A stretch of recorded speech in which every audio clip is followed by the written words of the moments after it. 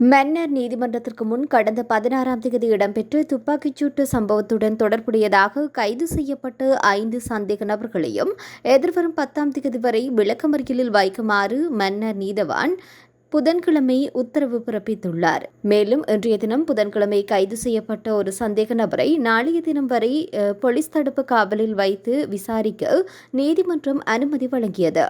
மேலும் இன்றைய தினம் மன்னார் நீதிமன்றத்தின் மூடிய அறைக்குள் தனித்தனியாக அடையாள ஆள் அணிவகுப்பு இடம்பெற்றது.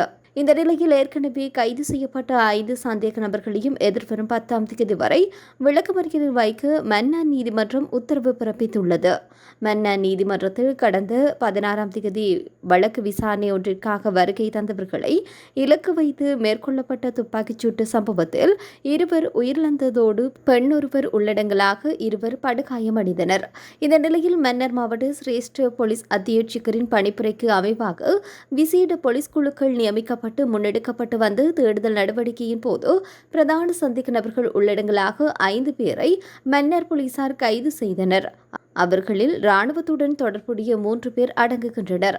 குறித்த 5 பேரும் விளக்கமறியலில் வைக்கப்பட்ட நிலையில் இன்றைய தினம் மீண்டும் மன்னார் நீதிமன்றத்தில் விசாரணைக்கு அழைத்து வரப்பட்டனர். இதன்போது விசாரணைகள் மேற்கொண்ட நீதவான் குறித்த 5 சந்தேக நபர்களையும் விளக்கமறியலில் வைக்க உத்தரவு பிறப்பித்துள்ளார்.